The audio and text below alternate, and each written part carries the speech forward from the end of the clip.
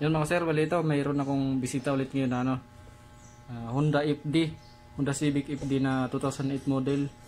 Bali ang issue nito mga sir, blackout yung upper panel gauge niya, yung speedometer, temperature at saka fuel. Yan. Bali ang nailaw lang dito mga sir yung yung indicator ng signal light, yun lang yung umiilaw. Pero yung mismong monitor niya blackout. Yan. Bubuksan natin mga sir kung anong problema nito. Honda Civic FD na 2008. Bali hindi ko na pinakita mga sir sa hindi ko na nabidyohan sa before. Mamaya na lang. Parehas lang naman yun, basta nag-blackout siya. Bali tinambay lang daw ni sir ng ilang linggo. Nung gagamitin niya na blackout na. Mamaya ko na lang sir i-video doon sa sasakyan pag testing na.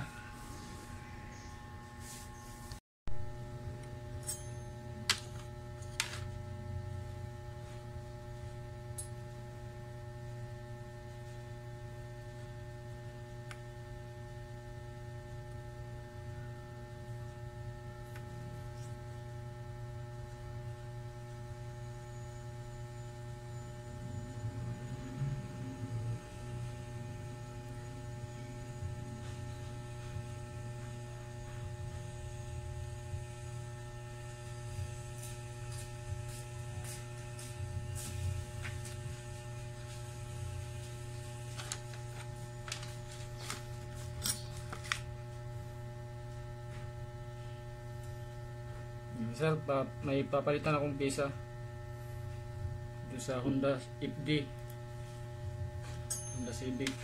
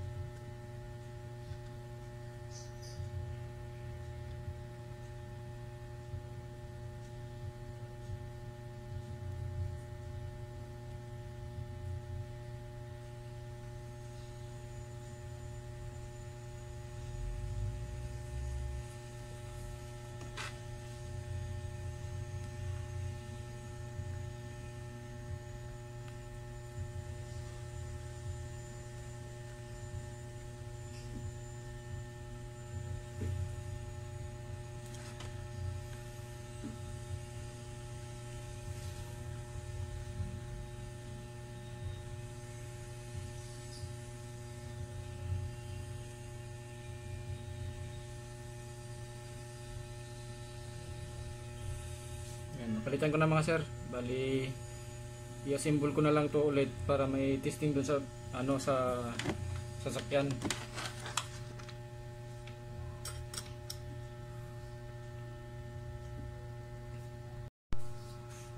Assemble na natin ito mga sir para ma-testing na sa sasakyan.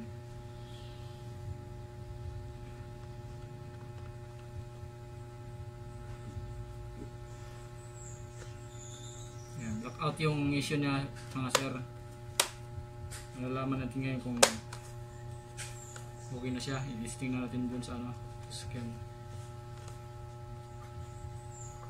Tapos na. Yan mga sir, ito na yung ano, yung sa Honda FD na 2008 sir, no? Apo. Yan, testing na natin yung ano. Yan, ayos na mga sir, yung ano, yung upper na panel gauge ni sir. Bali, blackout kasi to, hindi nabidyohan kanina yung pagdating mo sir. Sayang. Sayang nalimutan ko rin eh. Pero yan, basta ang issue nito mga sir, ano, blackout talaga siya, wala siyang, ang bali ang umiilaw lang yung signal light na indicator, yan, ganyan. Yun lang yung umiilaw, pero yung buo niyan, blackout siya. Pati fuel, speedometer, tsaka yung temperature, wala. Yan, ayos na. Yan, isa pa. Yan, meron talaga. Meron talaga siya. Yan, pero yung lower naman ni sir, ayos eh. Good naman. Kadalasan lang rin talagang bumibigay sa FD yung upper eh. Yan, ayos na. I-fix ko na lang to, yung mga takip dito.